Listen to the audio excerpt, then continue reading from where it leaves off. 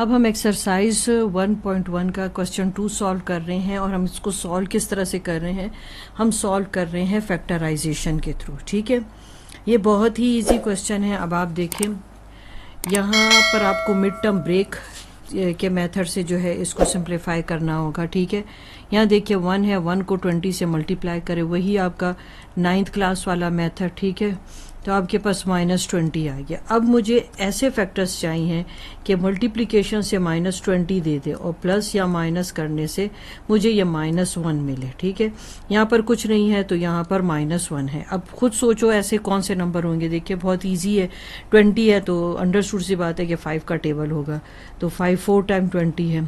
अब यहाँ ही पर आप साइन डिसाइड करके आप वहाँ पे लिखेंगे। देखें -5 और +4 आपके पास होगा तो -1 आएगा। ठीक है, अब यहाँ पर इस -1 की जगह अब आप लिखेंगे -5x, क्योंकि जब ये सब्ट्रैक्ट होंगे तो -1 ही आएगा। ठीक है, अब आपने ये पेयर लेने, अब इसमें क्या कॉमन है, इसमें x कॉमन है। यहाँ ब्रैकेट के अंदर x आ जाएगा क्योंकि एक x कैंसिल हो गया और -5। अब 4 आपने कॉमन ले लिया क्योंकि इसमें 4 ही कॉमन है, 4 5 टाइम 20। अब ब्रैकेट के अंदर की वैल्यू सही जा रही है, सेम है, तो इसका मतलब एक क्वेश्चन ठीक है। और ये आपके पास 2 फैक्टर्स आ गया, x+4 और x -5। ठीक हो गया। अब आपने क्वेश्चन को नोटिस किया कि उन्होंने आपको कहा सॉल्व बाय फैक्टराइजेशन। ठीक है, यानी कि इसका क्या मतलब है कि अब आपने सोल्यूशन सेट निकालना है। जब सोल्यूशन सेट निकालना है तो इसका मतलब है इसको आप =0 करेंगे। ये चीज़ हमसे रह गई, हमने ये लिख ली। अब इन दोनों फैक्टर्स को अब आप 0 के इक्वल करें। ठीक है, आप 0 के इक्वल करेंगे। जब भी आप इक्वल से दूसरी तरफ कोई वैल्यू लेके जाते हो और वो भी टर्म्स हो तो वो साइन चेंज हो जाता है। ठीक है, इसको भी आप 0 से उधर लेके जाएंगे तो ये आपके पास साइन चेंज हो जाएगा। मैंने 0 इसलिए लिखा ताकि मैं समझा सकूं कि 0 के साथ कोई नंबर ऐड या सब्ट्रैक्ट होता है तो वही नंबर आ जाता है। यहाँ पर भी आप लिख लें ताकि आपकी समझ में इजाफा हो जाए। तो ये -4 जब वर्ड आता है सॉल्व तो इसका मतलब है वो आपसे सोल्यूशन सेट मांग रहे हैं। अब ये -4 और ये 5 क्या है, इनको हम रूट्स कहते हैं। ठीक है, एक ये आपके पास रूट्स है। अब जब हम इसको सोल्यूशन सेट के शेप में लिखेंगे, इन शॉर्ट में एस सेट लिख रही यानी कि सोल्यूशन सेट, तो आप एक फ्लावर ब्रैकेट लगाएंगे और -4 और 5 जो है आप ऐसे लिखेंगे। ठीक है, ये इसके एलिमेंट्स होगा। अब हम नेक्स्ट क्वेश्चन देख लेते हैं। अब हम एक्सरसाइज 1.1 का क्वेश्चन 2 का सेकंड पार्ट देख रहे हैं और हमसे कहा गया है कि सॉल्व बाय फैक्टराइजेशन। चलें देखिए हम क्या करते हैं। यहाँ पर आप पहले ब्रैकेट्स खोल दें और -5 है क्योंकि y के साथ मल्टीप्लाई होगा, मल्टीप्लिकेशन में पावर ऐड हो जाती y² और 5 के साथ मल्टीप्लाई होगा तो -5 है। अब आप ऐसे कर लें कि अब आप इनको कंबाइन कर लें। ठीक है ना, कंबाइन करने से देखते हैं कि अब आपके पास क्या आंसर आता है। अब आप सब वैल्यूज को एक तरफ ले आए। ठीक है,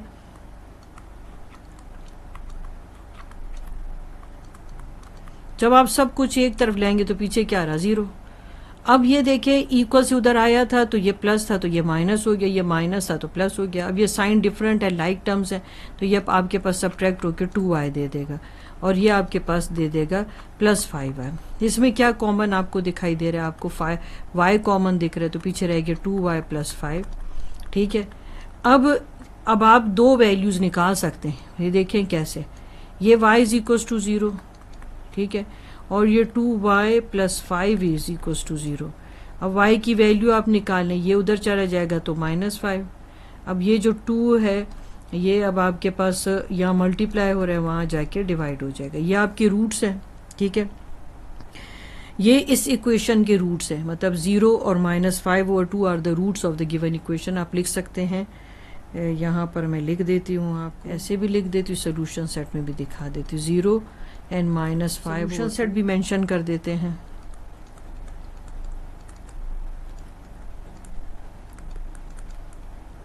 ठीक है, तो दोनों y थे तो इसलिए फ्लावर ब्रैकेट में आपने उसको इनक्लोज कर दिया। अब नेक्स्ट क्वेश्चन देख लें। अब ये देखिए, ये पहले तो प्रॉपर ऑर्डर में ही नहीं है ना, तो आप इसको पहले प्रॉपर ऑर्डर में कर लेंगे। ठीक है, स्टैंडर्ड फॉर्म, अब आप फेमिलियर स्टैंडर्ड फॉर्म से इसको इक्वल से इधर लें तो ये हो जाएगा -17x², ये आ जाएगा -32x, क्योंकि ये इक्वल के इस तरफ है ना, तो इसके यहाँ प्लस साइन है, जब ये इक्वल से इस तरफ आएगा तो माइनस साइन हो जाएगा, और 4 के साथ कोई साइन नहीं है तो +4। ठीक है, अब इस माइनस से मल्टीप्लाई कर लें तो आपके पास ज़रा वैल्यू जो स्टार्टिंग वैल्यू है, जो फर्स्ट टर्म है वो पॉजिटिव हो जाएगा, वो ज़रा क्वेश्चन ज़रा इजी हो जाता है आपके लिए।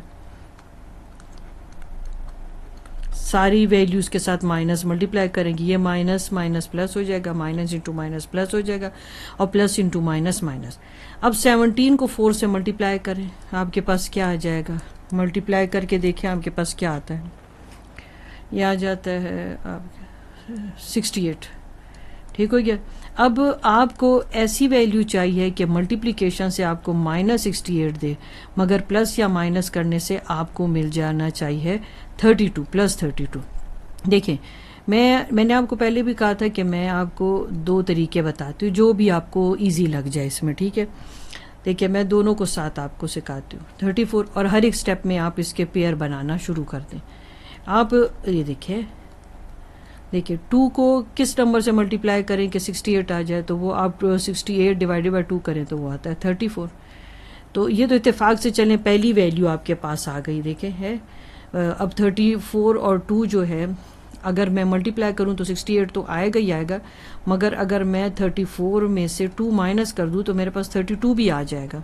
ठीक है, तो इसका मतलब है कि हमें तो बड़ी आसानी से फैक्टर्स मिल गए यहाँ पर, तो हम यहाँ अभी इसको ही लिख देते हैं। ठीक है, अब ये मैं आपको ये जो नया मेथड है, नया मेथड तो क्या है, पुराना ही आप इसी को यूज़ कर रहे होते, इन्हीं फैक्टर्स को। ये ज़रा इस तरीके से आपको ये होते कि आपको वो नंबर्स मिल जाते कि कितने नंबर्स इसमें इन्वॉल्व है। ठीक है ना, तो वो आपके पास एक और आपके पास एक समझो मेथड आ जाता है कि इसको आप कैसे सिंप्लीफाई करेंगे।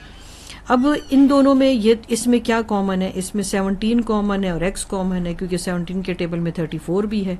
ठीक है, अब अंदर आपके पास x रह गया, और 17 जो है 34 आपके पास आता है 2 टाइम्स। ठीक है, तो फिर आपके पास यहाँ पर 2 कॉमन ले लें। ठीक है, 2 टाइम 4 आपके पास, अब आपके पास 17x - 2 आ गया। ठीक है, और अब ब्रैकेट के अंदर की वैल्यू तो आपकी सेम आ रही है, तो समझ रहे हैं कि आपका क्वेश्चन बिल्कुल ठीक जा रहा है। अब आपने 2 वैल्यूज़ निकालनी है, 17x - 2 = 0 और x + 2 = 0। अब इसको x को आप इधर छोड़ें। अब मैं बार बार 0 के साथ नहीं लिखने वाली, बस अब डायरेक्ट लिख रही हूँ क्योंकि मैंने पीछे बता दिए।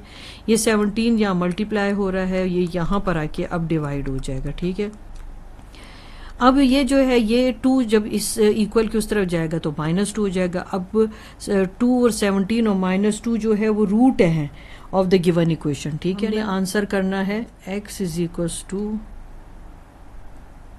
2/17 एंड -2 आर द। ठीक हो गया। अब हमने सोल्यूशन सेट बताना है, सोल्यूशन सेट 2/17 फ्लावर ब्रैकेट के अंदर और -2। ठीक हो गया। एक्सरसाइज 1.1 का क्वेश्चन 2 का 4th पार्ट कर रहे हैं, जिसमें आपने सॉल्व करना है बाय फैक्टराइजेशन।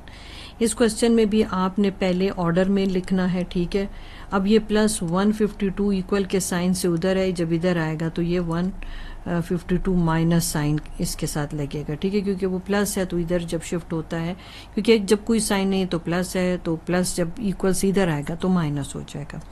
अब 1 को -152 से मल्टीप्लाई करें, अब आपके पास -152 आ गया। ठीक है, अब आप ऐसे फैक्टर्स देखें कि मल्टीप्लिकेशन से -152 आए, मगर प्लस या माइनस से -11 आ जाए। मैं आपको जो है यहाँ पर मैं चाहती हूँ कि आप इस तरीका सीखें, क्योंकि अगर अभी भी आपको ये मुश्किल लग रहा है तो अब आपको सीख लेना चाहिए। देखिए, ये आपके पास 2 है, यानी कि इवन नंबर है, तो 2 ही पर आप इसको जो है पहले डिवाइड करें, तो आपके पास आ गया 76। अब मैं साथ साथ आपको ये जो है एक और मेथड के थ्रू भी इजी करके दिखाती हूँ, जो भी आपको इजी लगे फिर आप वो इसको यूज़ करें। ठीक है, अब ये देखें 2 को आप किस नंबर से मल्टीप्लाई करें कि 152 आ जाए, तो आप ऐसे करें 152 डिवाइडेड बाय 2 करें तो आपको वो नंबर मिल जाएगा 76। अब 6 है, फिर फर्दर आप इसके फैक्टर्स बना लें। अब 76 को आप 2 पे डिवाइड करें तो अब आपके पास यहाँ क्या आ जाएगा 38। अब देखें, अब आपके पास दूसरे 2 नंबर क्या गए 2, 2 टाइम 4। अब 2 तो आपका निकल गया था नंबर ना। अब आपके पास 2 को आप ऐसे नंबर से मल्टीप्लाई करें 52 आ जाए। अब आपने अगर नंबर ढूंढना है तो आप ये देखिए वो नंबर आपको यहाँ मिल भी गया है 38। और अगर आपको ढूंढना ही है ना तब देखें, क्योंकि इवन नंबर है ना 2, तो आप इवन नंबर से पहले ट्राई करेंगे। तब देखें कि 152 डिवाइडेड बाय 4 38 आता है। ठीक है, अभी भी ये इवन नंबर चल रहा है, मतलब 8 आप देखो इवन नंबर है। तो 2 को आप अगर आपने 38 पर डिवाइड किया है तो आपके पास 19 आ गया है। ठीक है, अब ये देखिए ये कितने नंबर हो गए, अगर तीनों नंबर को मल्टीप्लाई करें तो आपके पास 8 हो जाता है। ठीक है, 8 हो गया 152। और ये नहीं कि यहाँ भी वो आपको बता रहा है कि 8 को आप 19 से मल्टीप्लाई करो तो 152 आता है, यानी 152 को अगर 8 पर डिवाइड करें तो 19 ही आता है आपको मिलता है। ठीक है, अब देखो क्या 76 को मैं 2 से ऐड या सब्ट्रैक्ट करूं तो 11 आता है, नहीं आता। 38 को मैं 4 से ऐड या सब्ट्रैक्ट करूं 11 आता है, 11 नहीं आता। मल्टीप्लिकेशन से 152 तो आता ही आता है। 19 को आप 8 के साथ सब्ट्रैक्ट करें तो क्या आपको 11 मिलता है।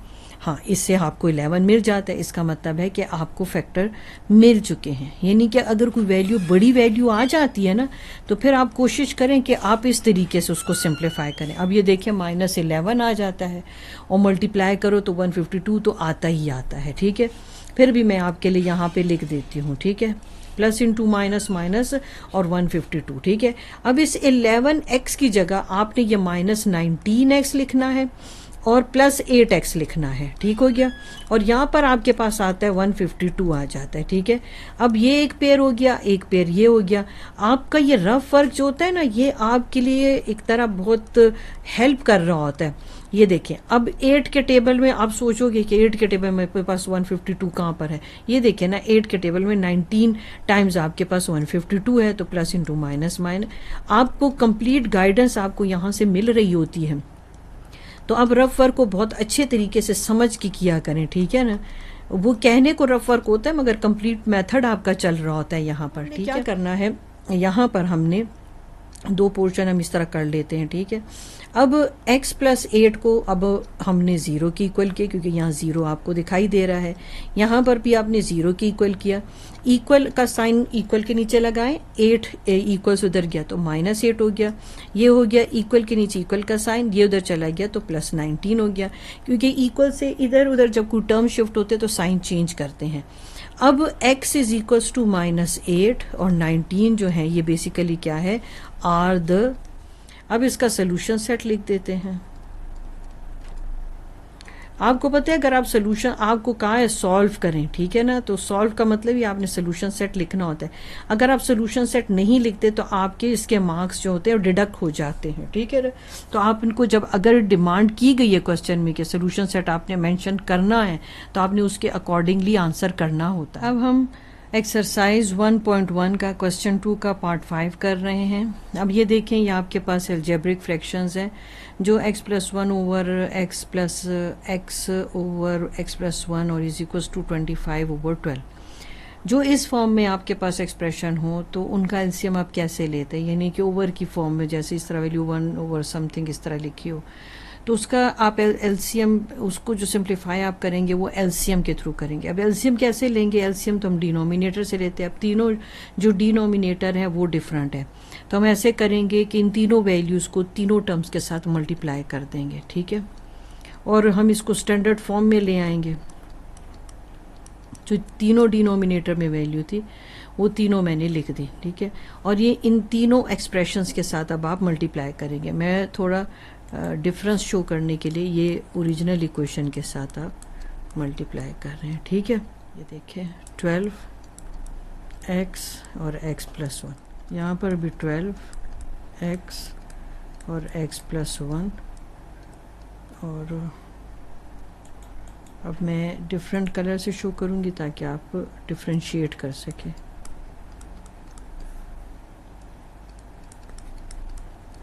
ठीक है, अब देखें इसमें क्या क्या कटिंग पॉसिबल है। ये x x से कट गया, x प्लस 1 से कट गया, 12 12 से कट गया।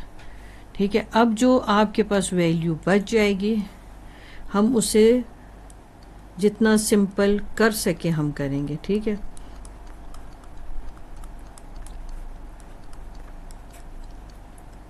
एक्स से मल्टीप्लाई हो गया तो एक्स स्क्वायर आ गया इक्वल एक्स को एक्स से मल्टीप्लाई करें, बल्कि मैं अगर आपके लिए ऐसे लिख के दूँ 25x और x+1 तो आपको फिर और भी इजीली समझ आ जाएगा। ये देखिए दोनों एक्सप्रेशन सेम है तो हम इसको ऐसे लिख सकते हैं, ठीक है। 12x² आ गया आपके पास 25x² प्लस 25x, ठीक हो गया। इसको आप फॉर्मूला पे ओपन कर सकते हैं, ये 12x² ये ऐसे ही लिख दें। अगले स्टेप में इनको फिर हम इक्वल्स इस तरफ शिफ्ट कर देंगे, ठीक है। ये x की जगह, ये x की दूसरी जगह, ये 1 और ये 1, तो यहाँ पर एक आप एडिशनल ब्रैकेट बना लें क्योंकि आपने ये 12 को इससे मल्टीप्लाई भी करना है। अब आप ब्रैकेट्स ओपन करें x² plus 2x plus 1 12x² 25x² plus 25x, ठीक है। चलिए ब्रैकेट खोल लें 12x² 24x प्लस 12 ये 12x²। अब ये 25 इक्वल से जब इधर शिफ्ट होगा तो 25 प्लस 25x² माइनस में कन्वर्ट होगी, ये भी प्लस जब इक्वल से उधर शिफ्ट होगा तो माइनस 25x अब इज इक्वल्स टू 0। अब आप देखें जो लाइक टर्म्स हैं आप उन्हें कंबाइन कर दें, ठीक है। अब ये देखें आपके पास आ गया 12x² माइनस 25, यानी स्क्वायर वाले पहले कंबाइन कर दिए, फिर x कंबाइन कर दें 24x, यानी पहले हमने इसको स्टैंडर्ड फॉर्म में लाना है, ठीक है ना, फिर हमने इसका सोल्यूशन निकालना है। ये आ गया, देखिए सारी वैल्यूज़ कंबाइन हो गई, ठीक है। अब हम इसको मज़ीद जो है जितना सिंपल कर सकते हैं हमने इन वैल्यूज़ को कंबाइन कर दिया। अब जो सेम साइन है वो उनको आप ऐड कर लें। अब इन दोनों को आप सब्ट्रैक्ट कर लें तो आपके पास -x आ जाएगा, ठीक है, क्योंकि साइन डिफरेंट है और जो आपके पास जब साइन डिफरेंट हो तो आपको सब्ट्रैक्ट करना होता है। यहाँ भी अब साइन डिफरेंट है तो आप सब्ट्रैक्ट कर लें, -x² आ जाएगा -x और प्लस 12। आप इस पूरे एक्सप्रेशन को माइनस से मल्टीप्लाई कर लें तो आपके पास आ जाएगा x पॉजिटिव हो जाएगी सब वैल्यू, और ये minus into minus plus, minus into minus plus, plus into minus minus. अब यहाँ आप इसके फैक्टर्स बनाएंगे।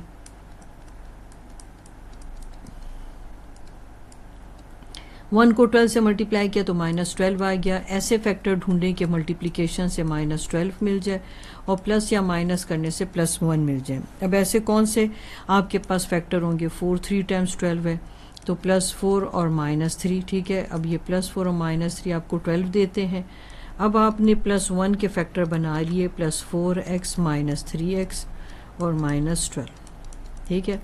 ये आपका एक पेयर है, ये आपका एक पेयर है। इस पेयर में क्या कॉमन है, x प्लस 4 आपके पास आ गया। इसमें क्या कॉमन है, आपके पास 3 है, माइनस इंटू माइनस प्लस होता है, 3 3 से कैंसिल हो गया, पीछे x बचा, माइनस इंटू माइनस प्लस हो गया, 3 4 टाइम 12 हो गया आपके पास। दोनों फैक्टर सेम जा रहे हैं आपके पास, x -3 आ गया आपके पास, और इन दोनों में से आप एक मरतबा ये लिख लें x प्लस 4। अब हम इसके क्या करते हैं, रूट निकालते हैं और सोल्यूशन सेट बनाते हैं। x -3 is equals to 0, x plus 4 is equals to 0। यहाँ पर आपके पास जब ये इक्वल से उधर जाएगा तो माइनस से प्लस हो जाएगा, और ये जब इक्वल से उधर जाएगा तो ये -4 हो जाएगा।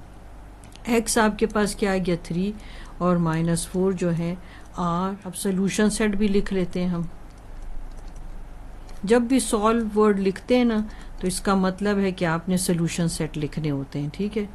3 और -4 ये आंसर है आपका।